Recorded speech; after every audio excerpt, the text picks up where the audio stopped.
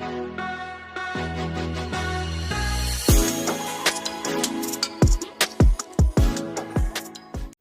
Question number 7 है, a chord of a circle of radius 12 cm subtends an angle of 120 degree at the center. Find the area of the corresponding segment of the circle. Use pi equal to 3.14, root 3 equal to 1.73. ठीक है, सबसे पहले बना लेते हैं figure को ध्यान से देखें। ये एक सर्कल है, ठीक है, ये सर्कल है, मान लो ये एक सेंटर। तो जो सेगमेंट बन रहा है ये वाला, इसका एरिया फाइंड करना है, ठीक है। मान लो ये सेंटर O है, इसको A कंसीडर कर लीजिए, ये B। रेडियस गिवन है 12 सेंटीमीटर AB होगा, 12 AB होगा, क्योंकि ये दोनों ही रेडियस हैं सेम सर्कल की रेडियाई जो होते हैं वो इक्वल होते हैं। क्लियर। अब देखिए आपको करना क्या है, ये पूरा अगर हम लोग देखें तो ये एक माइनर सेक्टर है। क्या है? Minor sector.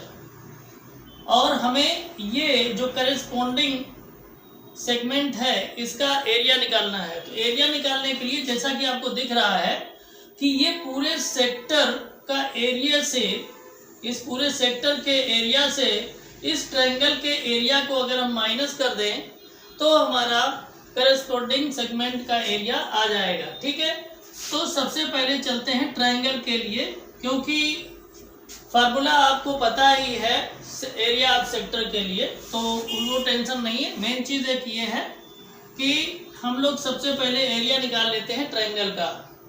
तो ट्रायंगल का एरिया निकालने से पहले एक काम और करना है। ये जो एंगल है ये 120 डिग्री है। ठीक है, कितना है?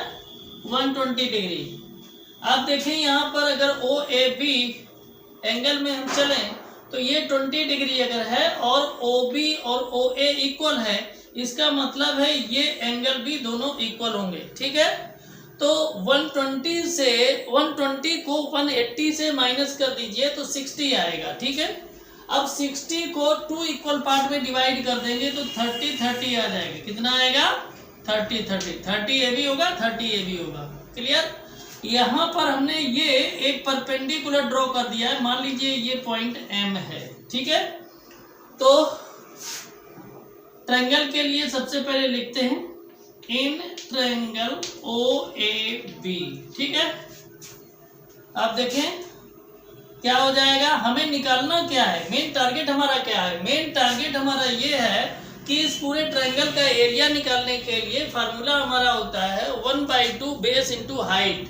तो बेस हमारा है AB। जब तक AB नहीं निकलेगा तब तक हम इस ट्रायंगल का एरिया नहीं निकाल सकते। ठीक है, तो इसके लिए हम क्या करेंगे, सबसे पहले बेस निकालने की कोशिश करेंगे। यहाँ पर आप देखिएगा OAB एक आइसोसेलेस ट्रायंगल है, इसकी ये दोनों साइड इक्वल हैं।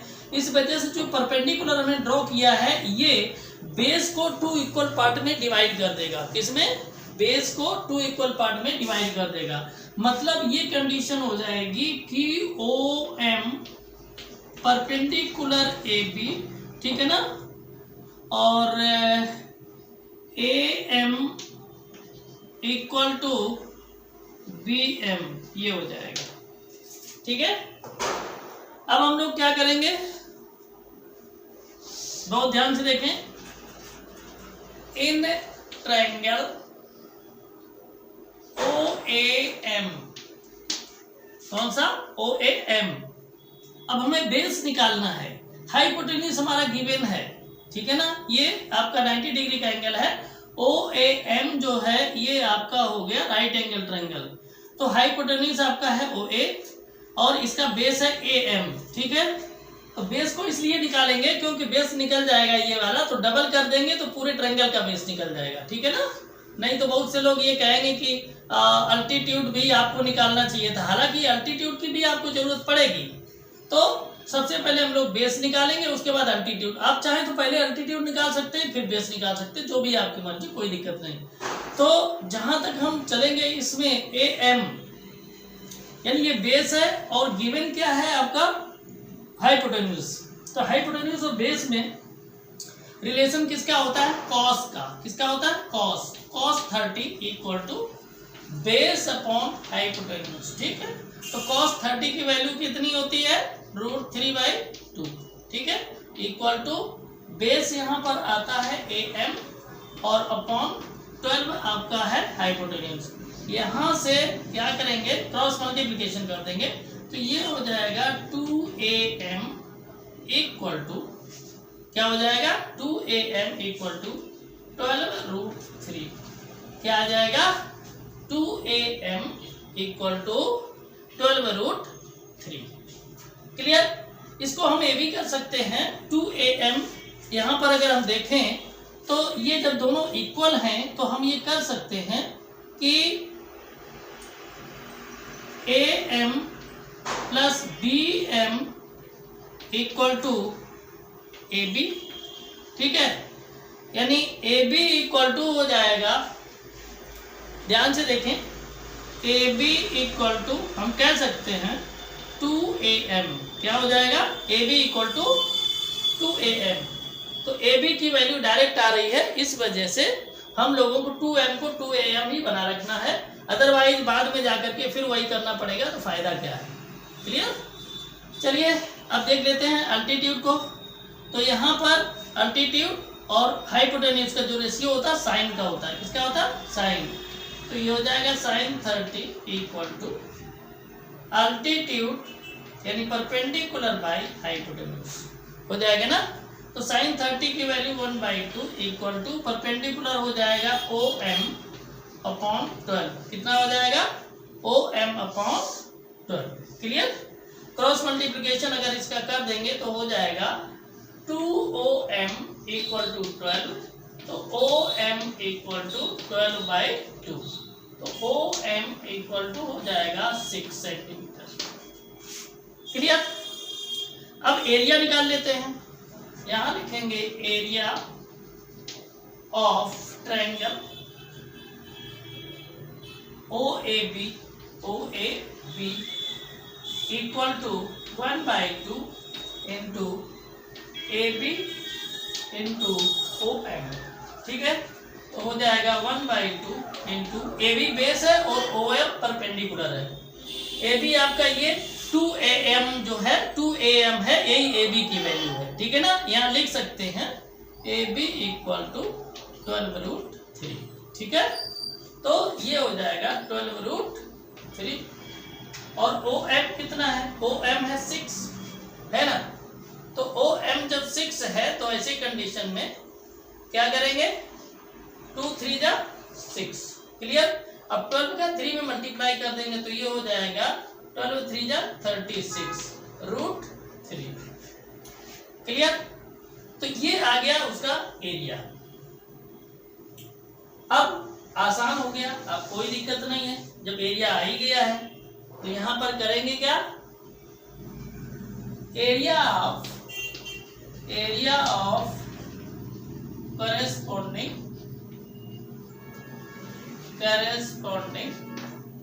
segment। ठीक है, तो ये हो जाएगा एरिया ऑफ सेक्टर। क्या हो जाएगा? एरिया ऑफ सेक्टर क्या होता है? θ/360 इंटू πr²। ठीक है, और minus area of triangle. Area of triangle क्या हो जाएगा? 1/2 और बेस इंटू हाइट ये निकल चुका, हम लोग निकाल चुके हैं एरिया ऑफ ट्रायंगल, यानी 36√3 हो जाएगा ना। अब देखिए एंगल कितना दिया है? एंगल आपका दिया है सेंट्रल एंगल 120/360 इंटू पाई की वैल्यू हो जाएगी आपके 3.14 और ये हो जाएगा आर की वैल्यू 12 इंटू 12। ठीक है, माइनस क्या हो जाएगा? 36√3 हो जाएगा ना। अब देखिए यहाँ से ऐसे कट कर लीजिए, 12 3 जा 36 हो जाएगा। क्लियर? अब यहाँ से देखें 3 से हम कट कर देंगे 12 को तो 4 आ जाएगा। क्लियर? तो ये हो जाएगा 3.14 इंटू 4 इंटू 12 माइनस 36√3। ठीक है, ये आ गया। अब आप लोग इसको कर लें नोट, अगर नोट कर लिया है तो अच्छी बात है, और अगर नोट नहीं किया है तो आप नोट कर लीजिए या स्क्रीनशॉट ले लीजिए। ठीक है, वीडियो अच्छा लग रहा है तो वीडियो को लाइक करें, अपने इष्ट मित्रों को शेयर करें और कमेंट अवश्य करें। अगर चैनल पर नए हैं तो Pandey's excellent tutorials YouTube channel को सब्सक्राइब करें, बेल आइकन को दबाएं और ऑल के ऑप्शन को भी प्रेस करें, ताकि जैसे ही हम वीडियो डालें आपके पास तुरंत पहुंचे और आप उसका लाभ ले सकें।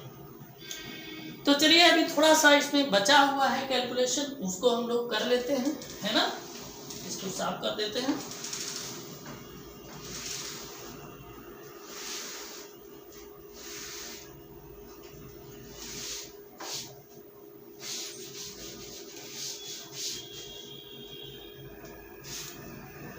तो यहाँ पर अगर हम 4 से मल्टीप्लाई कर दें या 12 से ही कर 4 से कर दें, तो 4 से मल्टीप्लाई कर देंगे तो क्या हो जाएगा, 4 4 जा 16, 6 कैरी 1, 4 1 जा 4 और 1 5 और 4 3 जा 12, यानी 12.56 हो गया इंटू 12 माइनस 36 इंटू √3 की वैल्यू रख देते हैं 1.73।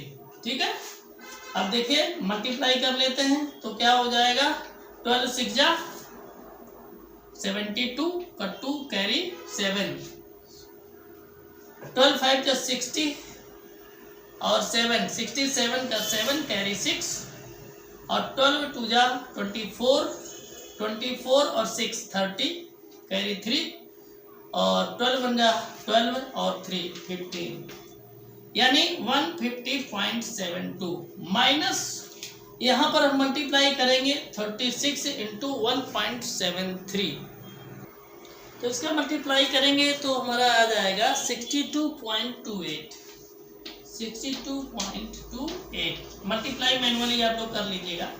ठीक है, अब अगर इसको हम माइनस करें तो क्या हो जाएगा, चलिए माइनस करते हैं तो क्या हो जाएगा 150.72, है ना, और माइनस हो जाएगा 62.28। ठीक है, तो माइनस कर लीजिए तो क्या हो जाएगा, यहाँ पर कैरी यहाँ से 1 ले लेंगे, 12 में से 8 जाएगा तो 4 बचेगा ना, और यहाँ 6 में से 2 तो 4 आ जाएगा पॉइंट, यहाँ 0 में से 2 माइनस नहीं हो, कैरी 10 ले 10 हो जाएगा, 10 में से 2 हो जाएगा तो 8 हो जाएगा, यहाँ 4 हो जाएगा, 4 से 6 माइनस नहीं होगा, यहाँ से कैरी ले लेंगे तो कितना हो जाएगा 14 में से 6 माइनस अगर कर देंगे तो कितना आ जाएगा 8, कितना आ जाएगा 8। तो इस तरह से ये जो आपका एरिया है करेस्पॉन्डिंग सेगमेंट का वो आ गया 88.44 सेंटीमीटर स्क्वायर। ठीक है, कैलकुलेशन आप लोग देख लें अच्छे से, हमने बहुत ही नीट एंड क्लीन तरीके से आप लोगों को कैलकुलेशन ये बताया हुआ है ना। आप लोग अच्छे से इसको देख लीजिए और कोई भी स्टेप हमने छोड़ा नहीं है। आप लोग भी ध्यान रखें, बहुत अच्छे से करें, ध्यान से करें, आपका एक क्वेश्चन इस तरीके का एग्जाम में जरूर आएगा। ठीक है।